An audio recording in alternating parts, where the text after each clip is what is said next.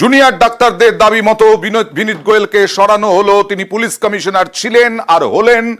Manoj Verma police commissioner, ADG আইন শৃঙ্খলা ছিলেন। এডিজি আইন শৃঙ্খলা হলেন জাভেদ শামীম। সরাসরি চলে যাব প্রতিনিধি সোমরাজের কাছে। সোমরাজ, পুলিশের অদবদল হলো, কিন্তু আরো দুটো দাবি ছিল। ডিসি নর্থ তাকেও করা হলো, সরানো হলো, কিন্তু স্বাস্থ্য ক্ষেত্রে স্বাস্থ্য শিক্ষা অধিকর্তা এবং স্বাস্থ্য অধিকর্তা এই দুজনের অপসারণের দাবি ছিল। কি হলো?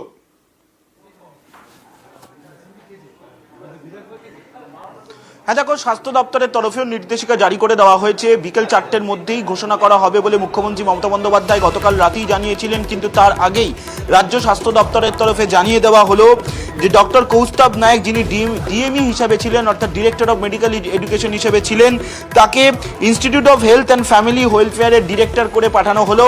অর্থাৎ ডিএমই হিসাবে ডক্টর কৌস্তব নায়ক যিনি ছিলেন তাকে বদলি করে দেওয়া হলো ঘোষণা মাফিক। পাশাপাশি ডক্টর স্বপন সোরেন, তাকে আপাতত ডিরেক্টর অফ হেলথ এডুকেশনের চার্জ দেওয়া হলো। ডিরেক্টর অফ হেলথ এডুকেশনের দায়িত্ব আপাতত সামলাবেন ডক্টর স্বপন সোরেন।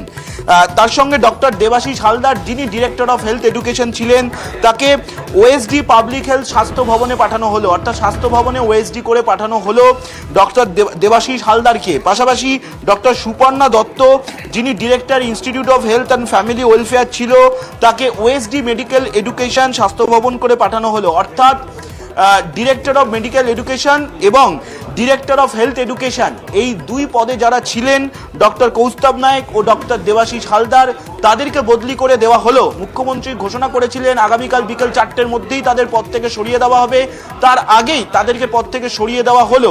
কিন্তু আপাতত রাজ্য স্বাস্থ্য দপ্তরের তরফে শুধুমাত্র ডিরেক্টর অফ হেলথ এডুকেশনের চার্জ হিসাবে চার্জের দায়িত্বে ডক্টর স্বপন সোরেনকে দেওয়া হলো। কিন্তু রাজ্যের স্বাস্থ্য শিক্ষা অধিকর্তা কে হবে পরবর্তী, সেই নির্দেশিকা এখনো জারি করেনি রাজ্যের স্বাস্থ্য দপ্তর। মনে করা হচ্ছে আগামীকাল সেই নির্দেশিকা জারি করে দেওয়া হবে। এবার আরেকবার নিউজ 18 বাংলার দর্শকদের জন্য, কাল মধ্যরাতে মমতা বন্দ্যোপাধ্যায় ঘোষণা করেছিলেন যে বিনীত গোয়েলকে সরিয়ে দেওয়া হবে জুনিয়র ডাক্তারদের দাবি মতো। মনোজ ভার্মা হলেন পুলিশ কমিশনার। এই গোটা বিষয়টা একটু জানতে চাইবো আরেকবার।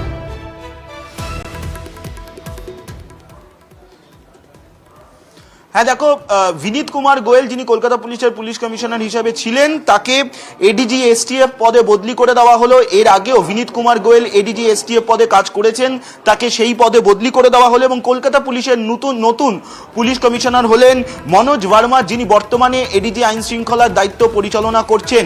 লোকসভা ভোটের আগে থেকেই তিনি এডিজি আইন শৃঙ্খলার দায়িত্ব পরিচালনা করছিলেন। তাকে কলকাতা পুলিশের নতুন পুলিশ কমিশনার হিসেবে দায়িত্ব দেওয়া হলো, যেটা সূত্র মারফত জানা যাচ্ছে আগামীকাল বিকেল 5টার মধ্যেই তিনি, আজকে বিকেল 5টার মধ্যেই তিনি দায়িত্বভার নেবেন। এছাড়াও ডিসি নর্থ, তাকেও বদলি করা হয়েছে, তাকেও অন্য জায়গায় পাঠানো হয়েছে। ডিসি নর্থ অভিষেক গুপ্তা, তারও অপসারণ চেয়েছিলেন ডাক্তারি পড়ুয়ারা। এবার এত কিছু তো মেনে নেওয়া হলো।